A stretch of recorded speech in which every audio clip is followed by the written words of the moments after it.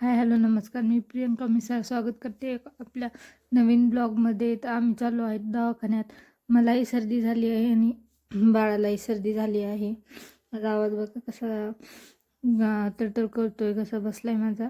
आणि आई पप्पा आणि शंभू पुढे बसले होते. पप्पा गाडी चालवत होते आणि गाडीमध्ये दोघाला बी लई झोप येते. आणि आमच्या गावामध्ये जास्त करून ना कापूस आणि कापूस, ऊस आणि हरभरा जास्त ही पिके घेतली जातात. बघू शकताय तुम्ही कसा ऊस आहे.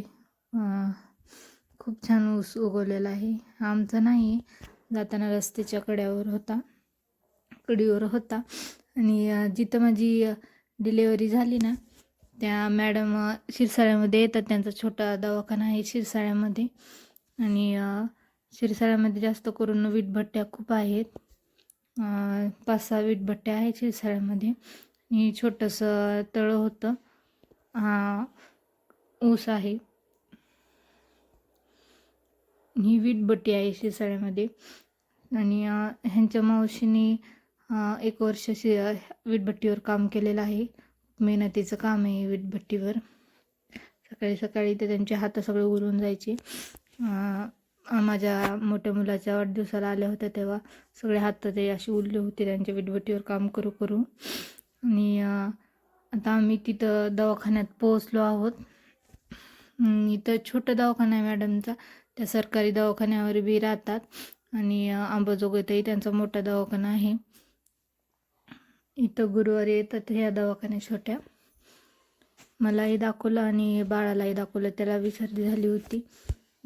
त्याला नसल ड्रॉप दिलता, औषधं दिलती आणि मलाही गोळ्या औषधं दिली होती.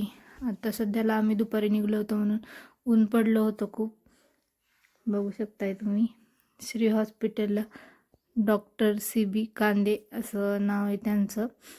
बाळाला बॉडी लोशन आणलं आणि पावडरचा डबा आणला आणि त्याचं नसल ड्रॉप वगैरे आणलं.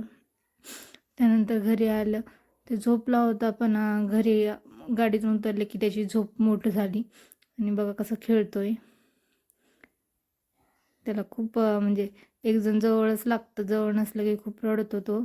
बसले होते म्हणून खेळत होता. त्यानंतर बाहेर आमच्या कंपाऊंडचं काम चालू आहे. मग तिकडून आल्यावर चहा ठेवला मिस्टरांना,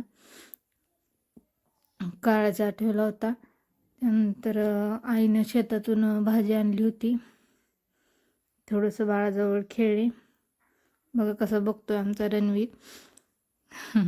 त्याला खूप मजा वाटते त्याच्याकडे बघितलं, बोललं की गपचूप बसतो. त्याच्याजवळून गेलं थोडं की खूप रडायला लागतो. आता त्याला खूप कळायला लागले. बघा कसं करतोय. तोपर्यंत आईने शेतातून करडीची भाजी आणली होती. आई म्हणजे सकाळी करूत, कारण की आळ्या वगैरे असतात ना. मग मला काळा चहा पिऊ वाटत नाही म्हणून दुधाचा चहा ठेवला होता. दुधाचा चहा पिले, थोडंसं फ्रेश वाटलं. आणि आजचा ब्लॉग तुम्हाला कसा वाटतोय नक्की कमेंट करून सांगा. आवडलं तर चॅनलला लाईक करा, सबस्क्राईब करा.